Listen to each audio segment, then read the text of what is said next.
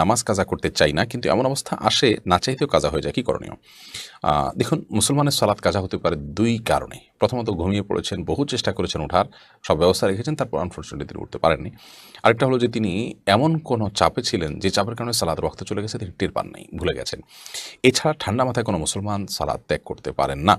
অতএব আপনি চান না কাজা করতে, তারপরেও কাজা হয়ে যায়, এর মানেটা কি? এর মানে যদি এই দুইটার কোনো একটা থাকে তাহলে ঠিক আছে, এতটুকু আপনার জন্য জায়েজ হতে পারে এবং গুনাহ হবে না এর কারণে। বাট এর বাইরে যদি আপনি ভিন্ন কিছু মিন করে থাকেন, অর্থাৎ আপনার যদি সালাত এমনভাবে আপনার কাজা হয় যে আপনার ভালো লাগছে না, তাই আপনি পড়েন নাই, বা আপনি একটু ব্যস্ত আছেন, এখন পড়তে চাচ্ছেন না, স্মরণ ঠিকই আছে, তো এরকম হলে সেটা আপনার জন্য কাবিরা গুনাহ হবে এবং নাজায়েজ কাজ হবে। আপনি সালাতের গুরুত্ব সম্পর্কে জানার চেষ্টা করুন, বিভিন্ন লেকচার এবং ভিডিও বক্তব্য আপনি শোনার চেষ্টা করুন, সালাত নিয়ে কোরআন সুন্নাহর বর্ণনাগুলো জানার চেষ্টা করুন, শোনার চেষ্টা করুন, পড়ার চেষ্টা করুন। ইনশাআল্লাহ বিদিনিল্লাহ সালাতের ব্যাপারে আপনার যে গাফিলতি আছে সেটি দূর হবে।